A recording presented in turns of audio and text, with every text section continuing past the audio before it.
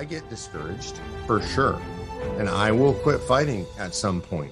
And that point is when the first shovel of dirt hits the top of my box 6 feet down.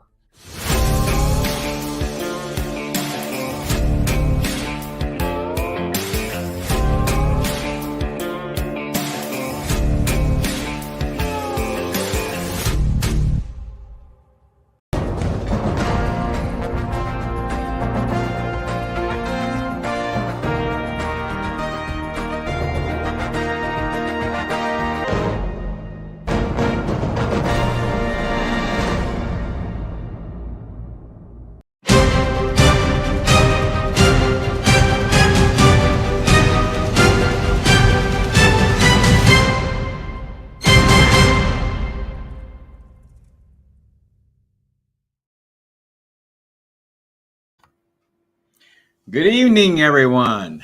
Greetings. My name's Dale Parrish. I'm the virtual program coordinator for Convention of States here in Indiana. I want to welcome you to our broadcast this evening. We got a dynamic lineup for you tonight. I think you're really going to enjoy the lineup that we have for you this evening.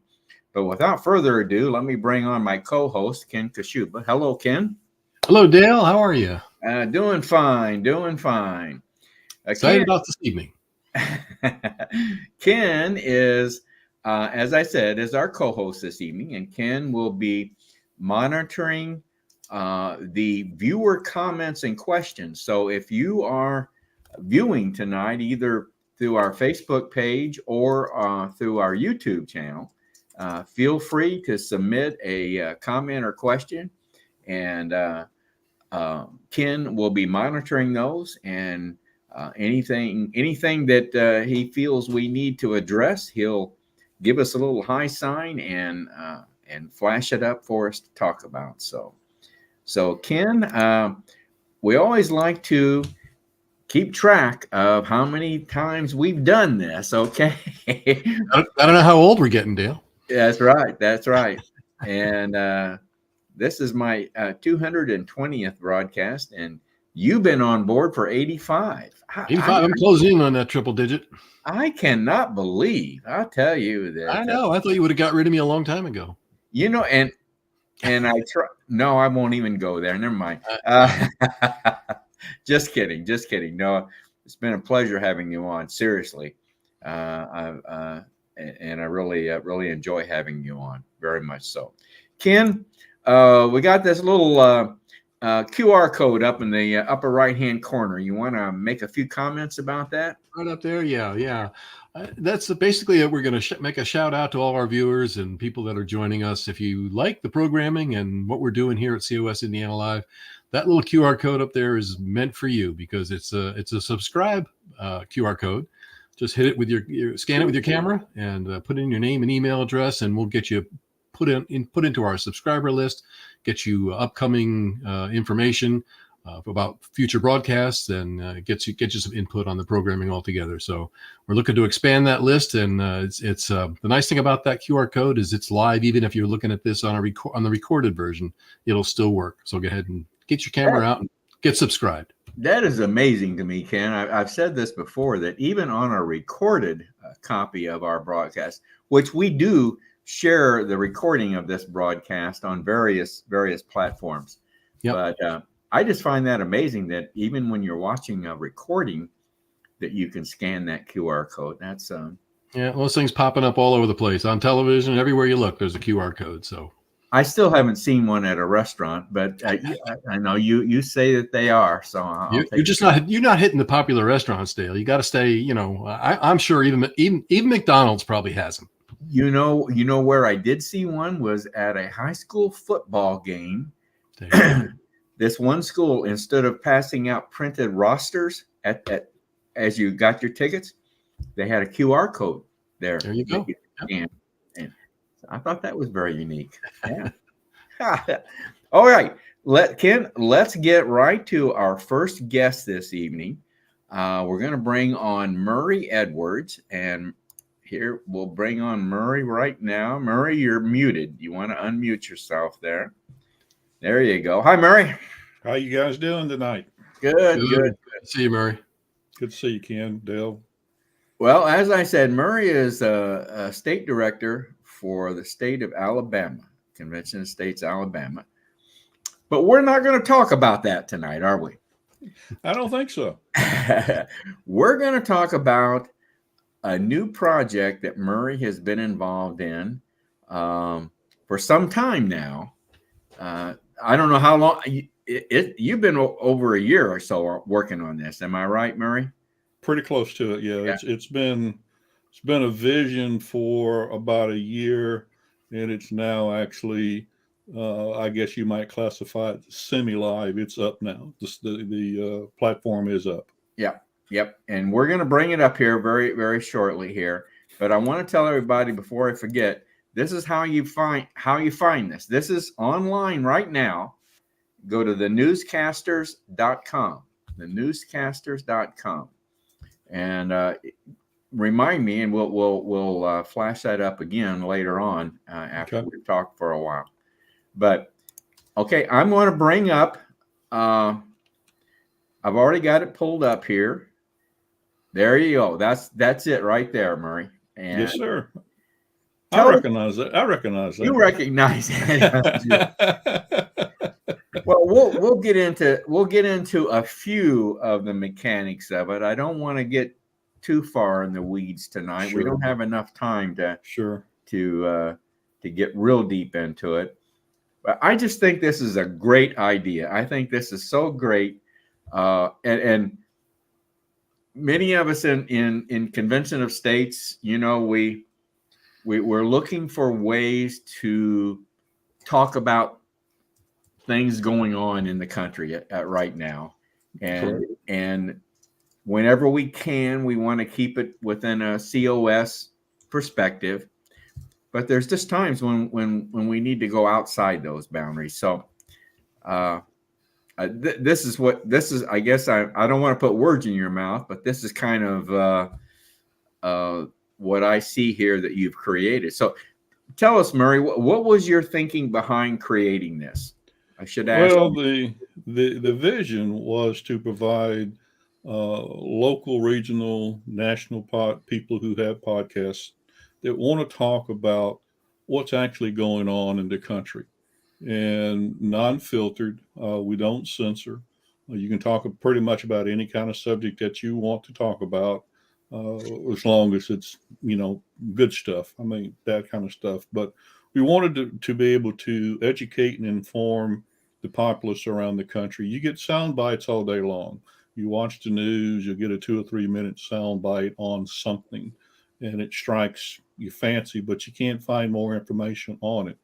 So what our intent is to bring local folks, regional folks, national players who can talk about a particular subject matter around education, around politics, basically to have a in-depth conversation or a monologue. I do the shows I do. Some are interviews, some are monologues, and talk about the issues that are going on across the country, because you can't hear it.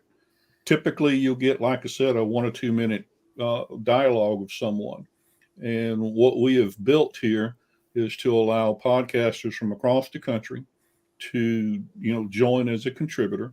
We set them up with their own individual studios, and they can upload their shows, whether it's a radio type podcast, video stream, things like that.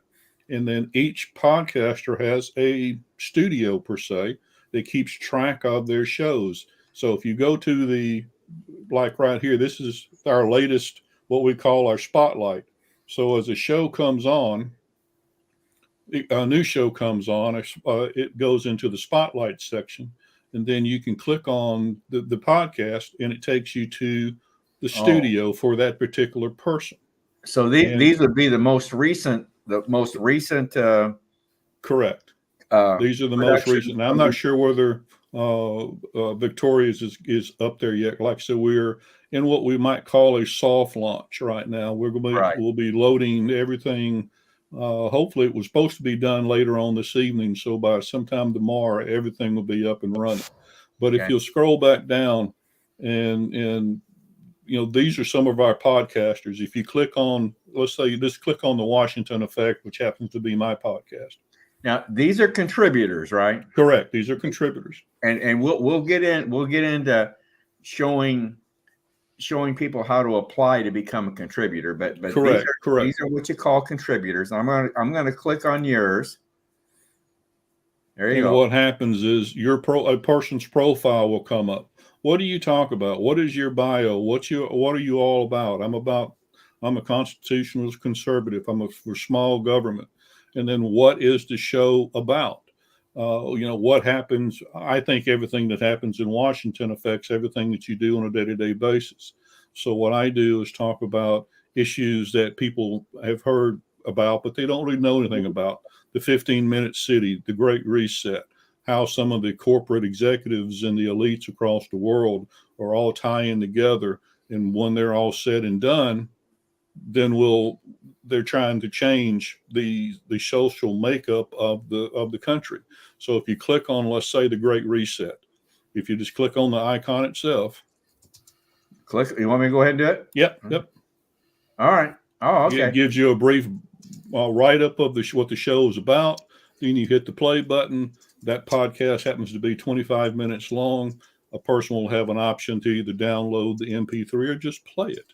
They can download this too, huh? They'll be able to download the MP3 if they so desire.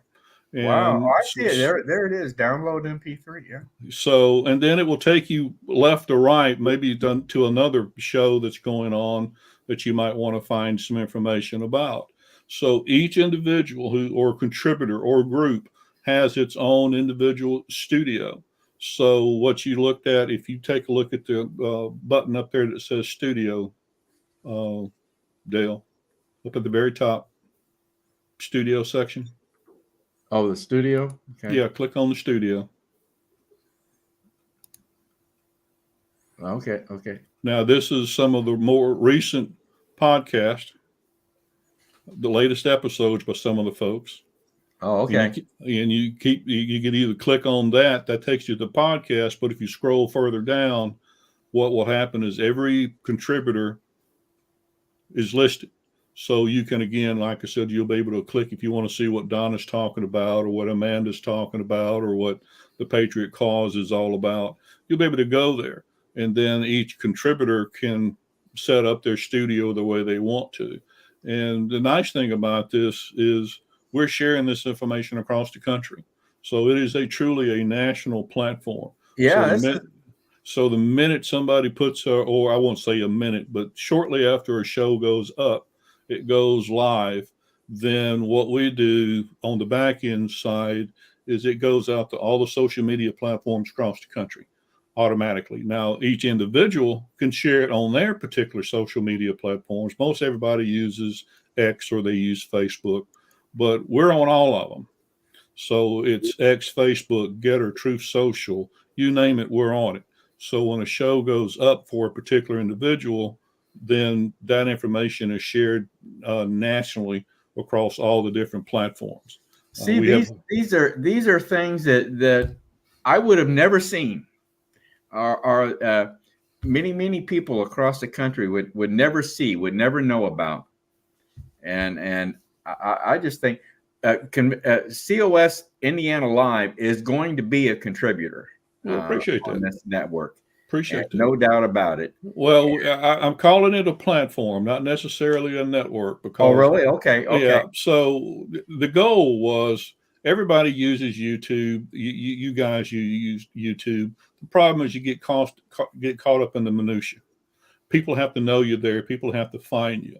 Well, this is going to be specific for a certain number. We don't know what the final number is going to be, but we'll add as we add people. We've got folks coming in that are down on the border to talk about border issues, people in Washington who are talking about political issues.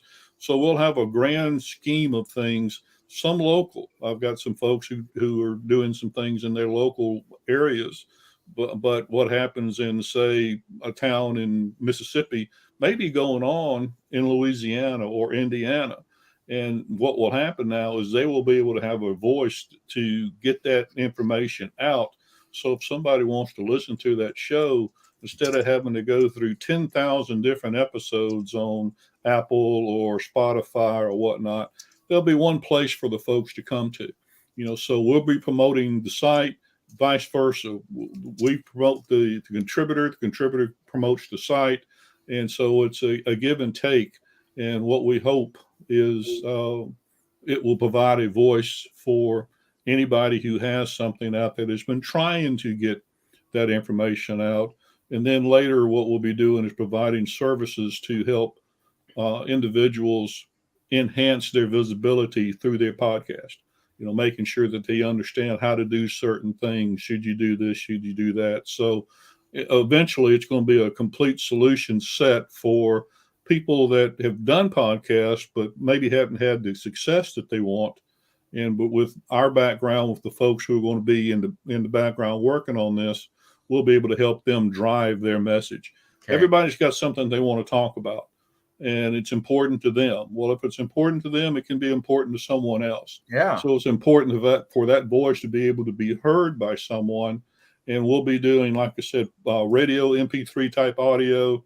We'll be doing video streams. Some folks don't like to talk. They like to write articles. So we'll have the ability for somebody to write an article, and it will also come up. So if I've got a gentleman that talks about things going on in Greece, and wonderful gentleman, but he ties NATO and all this stuff together because of some things that were going on overseas.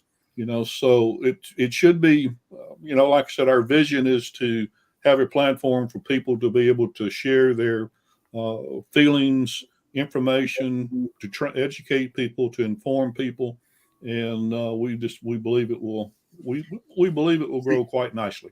See, Ken, we can put recordings of our broadcasts on there. We can put our newsletter on here, the podcast recordings of the podcasts that we do. Yep. This is it's an excellent outreach, and we've been looking for something like this for a long time. We need to find additional ways to get the words out for sure. Real quickly, Murray, let's show people how to become a contributor, how they can apply to become a contributor. Okay, you fill out that application, and what it's not an intricate application, is it? No, my goal was to make everything easy for everybody, easy for the people to come find folks, easy for the contributors to put their stuff up. I've been on different platforms. I know you guys have too, and it can be awful convoluted. Oh my goodness! You sort of get, like I said, get lost in the minutia. So all we're looking for is what type of shows are you doing? You're doing weekly, monthly, or just whenever. There's no deadline. There's no set number that you have to do. We want to know what the show's about naturally. Yeah. If you have a library, we are going to allow a certain number of shows to come in, so you can automatically have a backlog from that standpoint.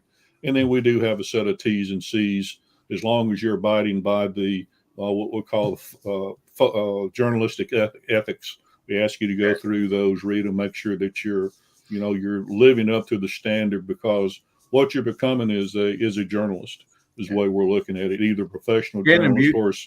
I'm sorry, Murray. Ken, have you got a comment or a question or something? Yeah, we do have a question popping up here. Let me put this up for you, Murray. Mm-hmm. Susan would like to know how many platforms are currently active on Newscasters Studio. Right now, we're doing the beta. We've got about 5. By the end of this week, there'll be 10. We've got about 15 sitting in the background right now. We wanted to bring it up in stages because we wanted to make sure that as we brought it up, we didn't have any major hiccups. So we didn't want to overload everything up front. So like I said, right now, there's about 5 of us. By end of this week, there'll probably be about another 5 to 10. And, after that, the goal is it will be wide open for folks to submit their applications. And these applications will go, and a member of the team will reach out to you to talk to you a little bit about it, make sure you understand what we're trying to do. What we don't want is somebody to go off in left field, literally, have something and talk about some stuff that really we don't want covered, from a standpoint there. Fortunately, the first 5 or 10 folks I've worked with them in the past. I know them. I know their background. I know the history, and they're wonderful individuals. So they've agreed to come on with us basically as beta, I guess you might want to say. So we just wanted to make sure we get it working properly, and then we'll expand on it from then on.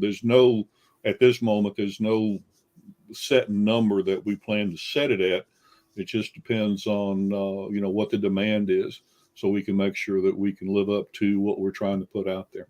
All right, Murray, that's a wrap. I want to Okay. put up this address one more time: thenewscasters.com. And that's how you can find this site, this platform that we just discussed. Murray, I thank you very much for coming on. And Enjoyed it. We're going to have you come back once you get up and going and cooking. We wanted to have you back, and you can count on Convention of States COS Indiana Live being a contributor here. We truly appreciate it. I hope you guys have a wonderful evening. Thank you, Murray. All right, take care, guys. Yep. Boy, Ken, that's just a great idea. That's just a great idea. I really it's the old entrepreneurship and ingenuity of good old American people. That's for sure. That's for sure. That's for sure. Well, I want to take a little break here, Ken, and I want to play a little a trailer, a very short trailer for everyone. Convention of States has created a movie covering the Article 5 simulation that we just conducted some weeks ago. That our next guest, as a matter of fact, was one of the commissioners from Indiana that attended this. And there's been a movie created, and we're gonna be playing here just the trailer. It's a very short, but kind of give you an idea of what this is about. And note at the end of this trailer, there is a website address, and that is where you can view this full movie, which you'll be viewing on November 21st at 6 p.m. Eastern. So let's play this trailer here, Ken, and then we'll come back. All right, we'll put that link in the chat those too. kind of ideals working together to find consensus for the betterment of our country. People rise above the everyday and start thinking about what can they do to really make a contribution to the future of our country. These are folks who understand what's at stake in the country. They understand their role as state legislators in that. We cannot just pretend it'll fix itself. We cannot assume foolishly that somebody else will take care of this. This is our time.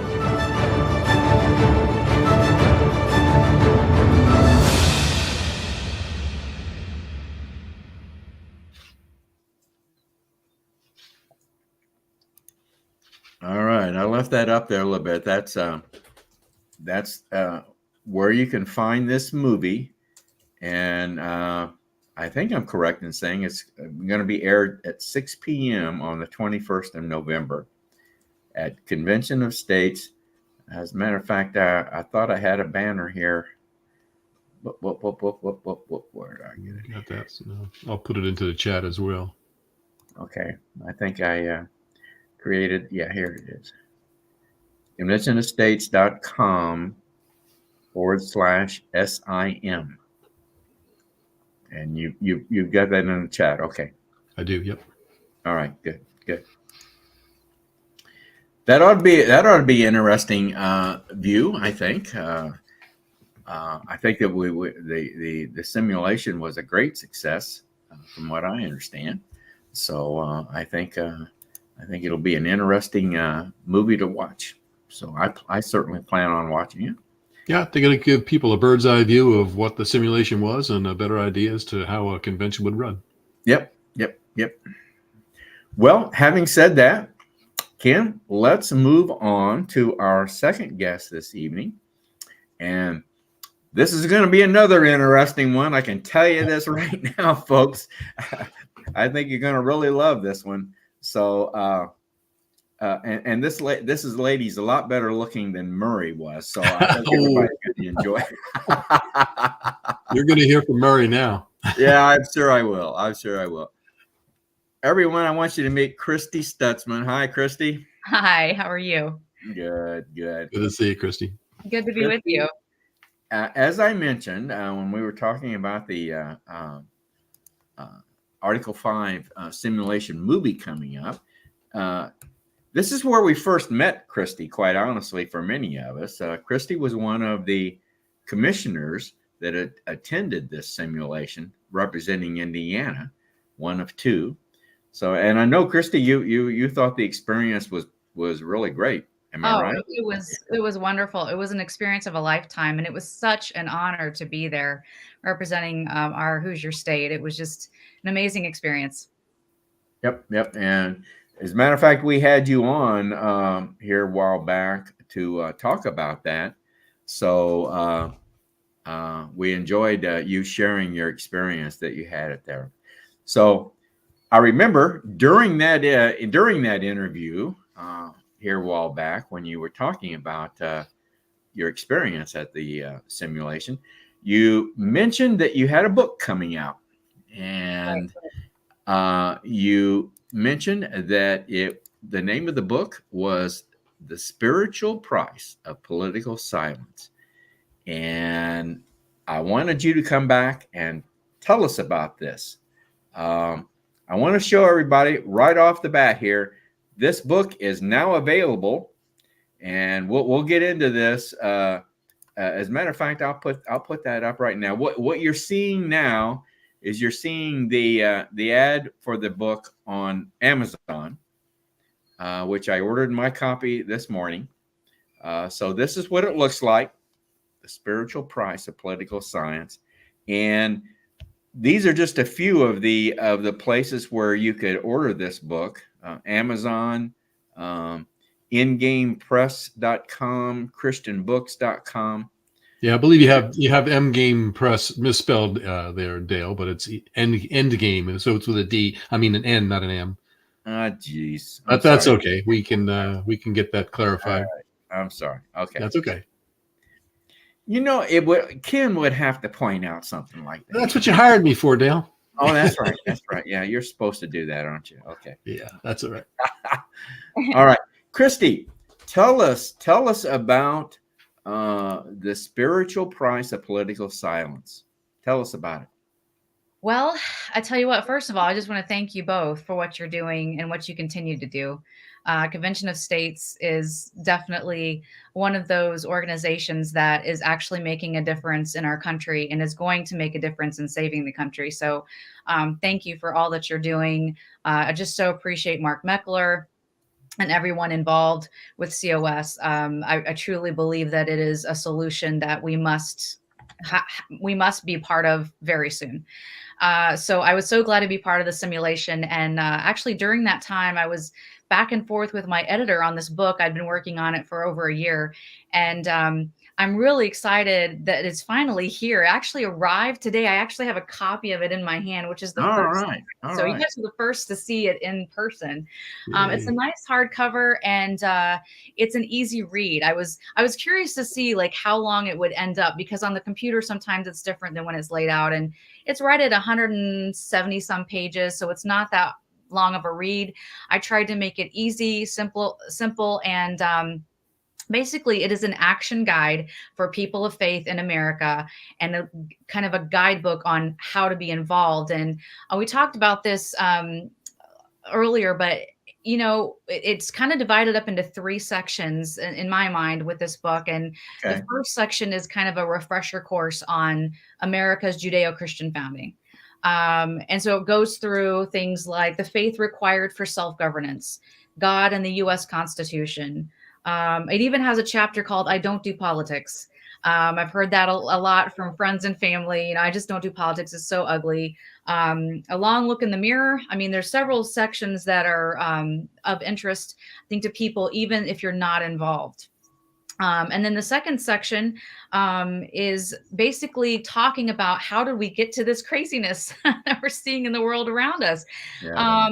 This humanist Marxist philosophy that we're seeing, whether it's critical race theory or the social emotional learning or diversity, equity, inclusion, all of this is rooted in the same Marxist, cultural Marxist, and critical thinking, critical theory teaching that has been around for longer than I realized before I started doing the research. And so it discusses that, it explains it, but in a short way. It doesn't get into all the history. It just kind of sums it up for you. Well, I'm anxious to get to this section of the book because I'm just fascinated. I'm beginning to learn more and more about Marxism and where it originated, how it came about, and yeah, I mean, it's so true. It is throughout our culture, unfortunately, isn't it? Yes, it is. And it's been around longer than I think we realized because they've been very patient at targeting our culture, starting with our children. They started in the, you know, universities, colleges, schools of higher learning, and then they've moved their way down all the way into the elementary and kindergarten area where they believe they own our children. So one section is the humanist war on the family and God's created design. And it talks about some of the humanists, including Wilhelm Reich, who wrote in 1933. He wrote a book called The Mass Psychology of Fascism. And in it, he says the family is the authoritarian, oppressive culture in miniature. So they're attacked on the family. That's amazing. Isn't that something? The family structure, huh? Right. So they're attacking that, and we see that. I mean, it's being played out, and that I believe is, it's a result of the church having a split or a divide right around the turn of the century, and one part of the church decided that the government, was going to be the answer on all things social. The other side, actually turned away from politics and said, well, we're just going to focus on, evangelism and doing our thing, and really kind of pulled out. And so we're seeing some repercussions from that divide and those decisions today.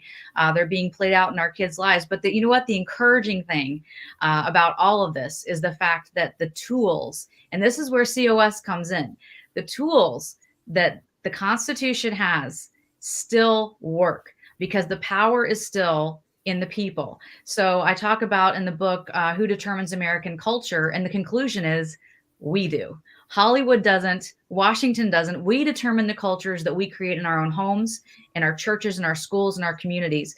So the power really does lie in us. And the last part of the book is very encouraging. It just talks about how to lobby your legislator, a citizen's approach to lobbying, how to stay connected, how to keep them accountable, how to help with a campaign. And it just gets really practical on ways that you can be involved where it's actually easier than you think. So I'm hoping that part will be really encouraging. And then also everybody's always asking me when I speak at different places, well, how do I know where to go for real information? Because I can't trust anything anymore.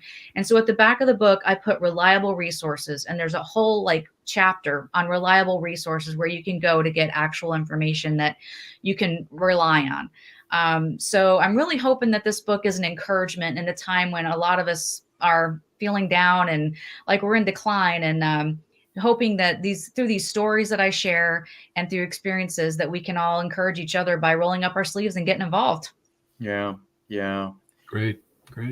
When I first read the title of this book, I thought the book was going to be church oriented. I thought you were honing in on churches, which I guess you do. I do. I mean, it's somewhat, yeah. Yeah, it's two people of faith in America. So it can be someone from any, denomination, background, faith practice. But it is two people of faith who believe in the Judeo-Christian moral principles on which this country was founded. And it's also non-denominational. I don't praise one party over the other.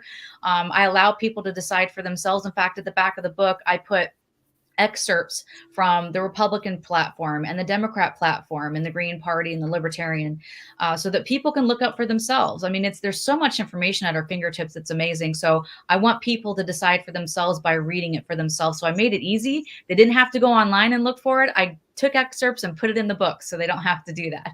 Perfect. How long did you research and prepare for this book?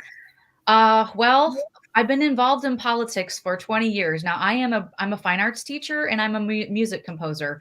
So believe me, I did not go to school to study, political science or anything.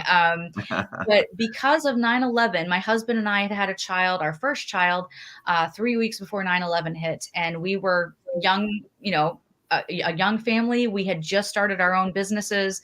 I was working from home. I'd started a business from home. My husband had several, and we just were really concerned about our community. So we got involved and we started showing up to commissioner meetings and school board meetings and going to the local Republican, county meeting and just saying, hey, we want to help. We just want to know who's in charge. And one thing leads to another. So in the book, I just kind of share that it's easier than you think to get involved. But also my research in I don't know, this area, as far as like what happened to our culture and how did we get here, really started a deep dive into that about a year ago. I had done I had written for the Washington Times and the Daily Signal on several different issues. And that kind of was my journey towards researching and writing. But man, I probably read at least 20 books and lots and lots of articles and a lot of founding fathers' original documents, which is wonderful that we still have them. Yeah, yeah. Well, you mentioned early on. You mentioned the Judeo-Christian founding. Our government, the structure, our Constitution was based in a large part on the Bible. Yes, it was. And a lot of things from the Bible, even the structure of our government is in the Bible. I couldn't quote it to you. No, they did base it on patterns and the style. I mean, the representative form of government that the Israelites had when God first established their way of operating. They studied that in detail. James Madison, the father of the Constitution, studied that, and he studied representative forms of government throughout history. And they really did, it was an amazing time in the history of the world to have that so much intellect and understanding of how governments work, and to be able to look back and say, okay, what worked and what didn't? Maybe we shouldn't do it that way. Is there another solution to a balance of power, to separation of powers? And one thing I talk about in the book as well is the fact that we have been duped to believe in this, separation of church and state. And what's sad is the fact that that doesn't exist in our Constitution. It was a letter that was contained Right. in. And we have swallowed that. By repetition, we've heard it over and over and over again from people who have repeated it as if it was, constitutional, and it's not. But yeah, they did a lot of research and study on what worked and what didn't, and there was a lot of wisdom that went into our Constitution. Yeah. And this part on the Marxism, I'm just getting more and more interested in that whole topic and learning more about that. I just think that's I don't think a lot of people know much about the history of Marxism and how it came about and to what extent it's affected our society. Well, we do need to know it, especially when you're involved with the Convention of States. You need to know what we're up against, and they always tell you to know your enemy and know their plays. And so it's very, very wise of you to be looking into it, because it's been around longer than I realized. Right around World War II, even before that, some critical theory has been around, and they've been targeting us. They've been targeting our families, and they've been targeting our culture. Very much so, yes. Well, let's put it up one more time here. This is the book, The Spiritual Price of Political Science. Like I said, I ordered my copy off of Amazon. I've been thrilled that Senator Rand Paul has endorsed it, and his endorsement is on the back cover. David Barton, who I highly admire, he's a great U.S. historian, has endorsed it as well. And Rachel Campos Duffy, who is on, she's the host on Fox and Friends Weekends. Right. So I've been really thrilled with the response to it. Now you're going to be, you said you were going to be at a book signing here in Fort Wayne, Yes. right? Yes, we're trying to determine where. I mean, Okay. actually, when we have the location, but we haven't decided when yet. It looks like probably the end of November, beginning of December. And you mentioned, is there going to be another place where you're going to be doing a book signing, or? Yes, in Shipshewana at Glow Bookstore, Okay. Shipshewana, Indiana. I'm going to be there on December 1st, and I'll be there from, I believe it's from 2 to 5:30. Okay. So when you go to Shipshewana, you can do a lot of shopping while you're there too. There's a lot of that available. That's right. Christy, you did mention that there's a possibility that an audio version could come out in the future, correct? Yes, I've been talking to my publisher about that and have told them that I would love to do that. So we're trying to figure out how and when and make sure that happens pretty soon. Yeah, Perfect. I hope so. I hope we can do that. Yep. Christy, thank you so much for coming on. We'll bring it back again and see how this is doing. You got any other books in the works? Well, yeah, we're talking about a couple others as well. But I also have a musical that I'm actually working on. So I'm writing down, and I've got several in the works, but I think I told you the one is Washington's Ring of Spies. And it's really kind of trying to protect and preserve our American history and the truth of what happened and what everyday Americans did in order to win the war for independence. So that's one of them that I'm working on, but I'm working on several others as well. You'll have to keep this up to date. I want to see that one myself, Christy. Yeah. All right, Christy, thank you very much. Thanks for having me. I'll stick around if you have questions. So thanks for listening. Thank you. Boy, I can't wait to get that book. Yeah, I think that's really great. Yeah, that's really special, and good timing on that. I can't wait to see everything pop for her in December. All right. Well, let's move right on to our last guest this evening, and we'll bring him on. Hello, Daryl. Hello, gentlemen. Hi, Daryl. Daryl Bierma, right? Bierma, yes. Bierma. All right. I always try to get the name straight here.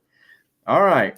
Daryl is a new district captain. How long have you finished your training as yet, Daryl? Or I've got 2 more versions I have to finish up, but I'll have that done this week, and then they'll get the process going to make it official. All right. Good for you, man. And I took that down too soon. You're in House District 4. Yes. Okay. And give us an idea where House District 4 is located. It's in the northwest area, not all the way to the border of Illinois. It has the biggest city involved is Valparaiso, Indiana. Okay, that's good. That's a pretty. And then it goes up and down from there. All right. But that's the only really large city that's encompassed in it. Okay. All right. Well, that's a pretty good size area. That's good. Okay. All right. Well, Daryl, we always ask every leadership individual that we bring on to tell us your COS story, not your life story, but the story on how, when, where, and how you came about getting involved in Convention of States. So. Well, I couldn't tell you, actually. I was approached and I signed a petition because, I felt like we need to do something. I don't even remember if I signed a volunteer sheet or not. And I kind of passed it off. And it was finally Susan that called me. I tried to hedge off a little bit. She wouldn't let me. So I was, I'm grateful she did. I feel this is a Providence thing because I am retired, so I've got a lot of extra time, and I'm starting to get into it and understand what we're trying to do and seeing how important it really is for this country. Daryl, was there a particular issue that made you even consider it or respond at the wherever Washington. it was you responded? Washington. Just everything going on there anymore. Just I it's mean, broken. the Republicans stay all the way on one side, the Democrats all the way on the other side. We have no middle road anymore. Nobody There's no wants debate. to negotiate or compromise. Yeah, there's no debate. I agree. Just curious. Okay, Daryl. One other thing I'm going to bring up here is the All right. fact that I am a Democrat. Yes, I was. We need two good, solid, at least, parties in this country, and it's referred to as the JFK Democrats. We're conservative. We just don't like the way everything is turned out. We're concerned about the country, not ourselves. There you go. And I'm thinking, being a Democrat, you're going to hear people say, well, this is a Republican thing. The first thing I'm going to do is either hold my hand up or stand up and say, well, I'm a district captain and I am a Democrat. I am a conservative Democrat. It's concerns on both sides. Yeah. Yeah. Hey, Daryl, I want to put up a quick comment, Daryl. I just want to responding to your mention of Susan, and she just says, "I can spot potential when she sees it." Susan is she's now our state grassroots coordinator. She was a region well, I guess she's still serving as also a region captain in a way. I guess she is, but anyway. Is she still a region or is that someone else now? No. Is it Chris? Is Chris? Yeah, Chris is the regional. Chris Takis is the region captain. Yeah. I'm sorry. Excuse me, Chris. I'm sorry about that. But yeah, Susan is now moved up to our state grassroots coordinator.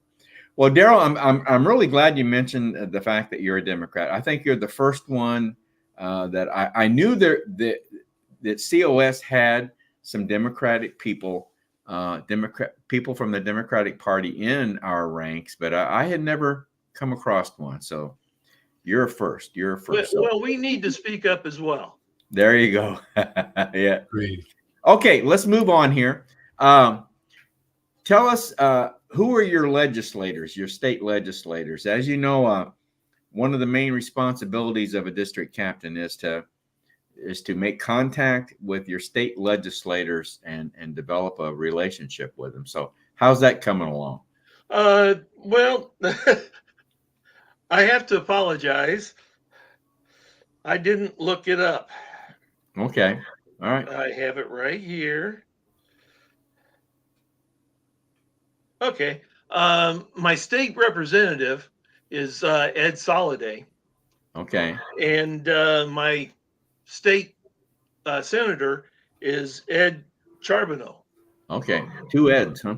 Yep, both Eds. All right. And I've had some conversation with Ed Charbonneau over the phone, but I haven't made a connection with Ed Soliday yet. Do you know, are they both Republican or are they both Democrat? They're both Republicans? Yes. Well, they'll be interested to know that you're a Democrat, I guess. And, well, and we're really not supposed to support any one political party. We're supporting that's right. Convention of States. That's right. So we need everybody we can get. You're right. You're right. Well, tell us, Daryl, as we kind of wind down here to the last part, tell us what are some of the objectives that you've got in mind for your district that you'd like to say, going into 2024, what are some objectives that you've set for yourself? Main objective is to build my volunteer army. Get people interested, getting them to help with Telepatriot. And then I'm going to the county board and the city board and finding out what events are going on and kind of work with Chris and figure out which ones we want to attend. And by having the volunteers, we can have plenty of people to staff the booth so that nobody is standing there all day long. Yeah. Yeah. But I just need to get the people working. Back when I was in the classic car hobby, I think I went to a couple car shows in the Valparaiso area. I think you've got some fairgrounds or something out near Route 30, I think.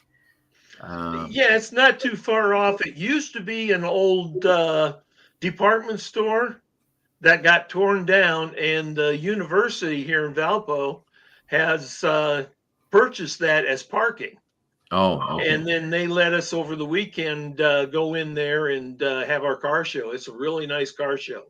And Yeah. it honors folds of honor for the veterans.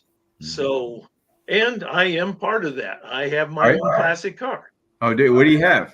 I've got a 69 Mustang Mach 1. Oh, you do? right. All right. Mustang guy. All right. Great. Yeah, I remember that was a pretty good sized car show when this is, well over 10 years ago that I attended that show. But yeah, it was pretty good size show. Yeah. And I know there's been some other shows there too. I mentioned that because,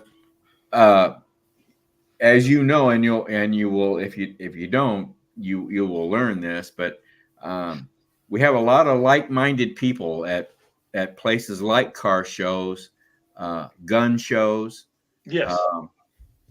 Even county fairs to some extent. But there's a lot of opportunities there to set up an information table and talk to people about convention of states. Yeah, especially with the county fair, the advantage is I've got other big cities and house districts that are involved with the Porter County. Yeah. So when we get something set up, we'll have plenty of people over that long period of time that will be able to man the booth and be able to inform people of what's going on, get petitions signed, and go from there. Yep. Well, good. Tell me, I think I heard you mentioned about city councils or school boards or something. On the topic of self-governance, are you involved in any other groups or activities in the community? Not yet. Okay. But yeah, this has given me the opportunity to think about it. I've always had in the back of my mind wanting to kind of get into politics. Oh, okay. And I think this is probably the best way to do it because COS needs as many volunteers as we can get. That's right. And I don't have to run for the office this way. There you go. Well, Daryl, if you do it right, you will certainly make yourself known to a lot of people in your district if you do it right. I've got a lot of good contacts, and just looking forward to the ability and opportunity to help improve this country. Yep. Do you have any children or any family, grandkids in local schools in the area there? No grandkids. My children are in their 40s. Okay. So I've got one that lives in Valparaiso, and he's kind of interested, but he's got a really full plate right now and wouldn't be able to devote enough time. So yeah, I understand. All right. But I've got a lot of friends I associate with.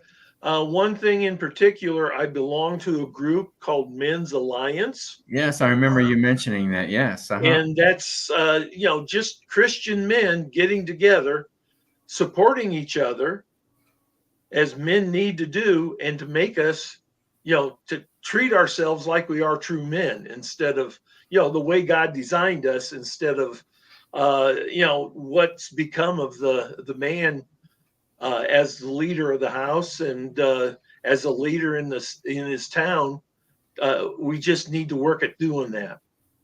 Amen to that, brother. Amen to that. Yeah. Well, Daryl, I want to put up. I want to take the time here to put up our email address for COS Indiana Live, and that's raiseyourvoicecos@gmail.com.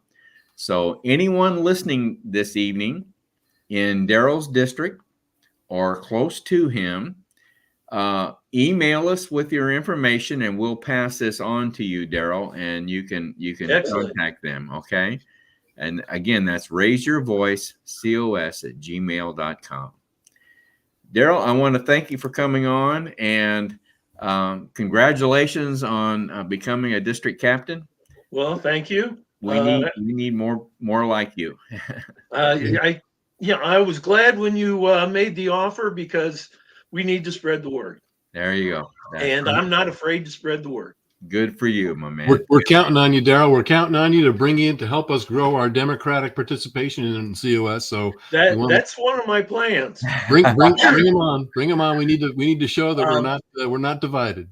Mark Meckler was in Crown Point speaking to one of the churches here a while back, and after his speech, I kind of walked up to him and I says, "I just want to let you know that we're behind you on this." He says, "Well, yeah, I know you're working out there for us." I says, "No, I'm a Democrat."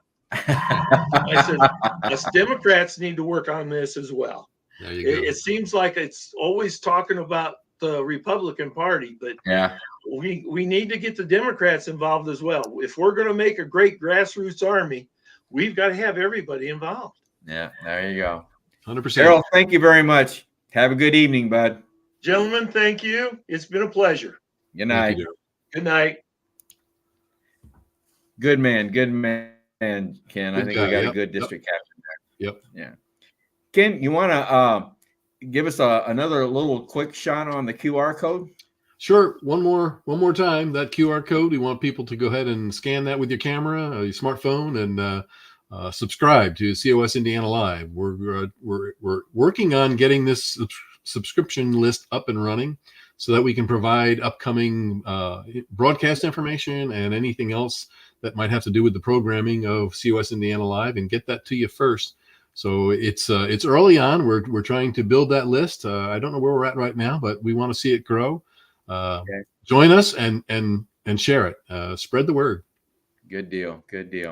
Well, let me tell you about our next broadcast coming up on November 20th, 1 week from tonight. We got another good one built up here. We're going to have Pastor Micah Beckwith on, and Micah's going to give us a theological perspective on what's happening in Israel. So I think that's going to be very, very interesting. I'm anxious to see what he has to say. Yeah. Micah Beckwith. We have the Bill Scott, State Director from Ohio, coming on. We'll introduce him to everyone. And then our own State Director, Dale Tipton, is going to talk to us about the 2024 goals that we have set for ourselves that came out of our recent strategy meeting for the state of Indiana. So Dale will brief us on the goals that we set at that meeting. So ought to be a good show next Monday evening, Ken. Looking forward to it. And I might mention our next roundtable coming up, which, like we've said, every fourth Monday of the month, we change the format and we'll make it a panel discussion. And this time, the topic's going to be the administrative state. And certainly not much to talk about there, huh, Ken? There's never been a shortage of roundtable topics, Dale. Never a shortage. But this ought to be good. This is hosted by our own John Ackerman, and we got to get the panel organized for this. So, but that'll be coming up on November 27th, and kind of looks like right now our December roundtable, which happens to fall on Christmas Day. I think we'll be doing a best of that evening, Ken. Most likely. I don't think. I mean, we're not going to get a live stream from under your Christmas tree or anything. No, I don't think so. I'm afraid not. No, I thought that would be a good program. Dale opening gifts and playing Santa. Yeah. Well, that's a wrap for us tonight, Ken. What we're going to do, we're going to wrap up the broadcast with this Mark Meckler video, Never Stop Fighting. Sounds and after that video, we'll be signing off. So, Ken, thanks again for your participation tonight. I see Christy is still in the lobby. Yeah. Good night, Christy. Bring her on real quick. See you again, Christy. Thank you for coming on, Christy. Thank you. All right. She's muted. Yeah. Okay. All right, everyone. Again, have a good evening, and we'll see you next Monday evening at 7 p.m. So have a good evening, everyone. I struggle to empathize with people who would give up. It doesn't make sense to me. Sam Adams said, for those of you who prefer safety and security over liberty, over the animating fight for liberty, I hope that you enjoy licking the hands that feed you. May your chains rest lightly upon you, and may posterity forget that you are our countrymen. Like, do you understand that your kids and you are sentencing your kids and your grandkids and your friends' kids and your neighbors' kids to a lifetime of slavery and servitude, literally, of fear, of living in the darkness, but never, ever, never, never, never give up. George Washington lost the majority of his battles that he fought in the American Revolution. If you read his writings, if you read the letters where he was writing to Congress asking for money and troops, he was saying, we're losing. I don't have the troops I need. I don't have the supplies I need. Did he quit? What about the guys on the beach at Normandy?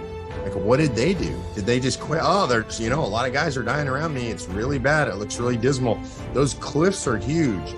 Machine gun fire raining down on us. And it's too hard. We should just quit. Thank God those people didn't quit. If they had, where would we be? I get discouraged, for sure. And I will quit fighting at some point. And that point is when the first shovel of dirt hits the top of my box 6 feet down.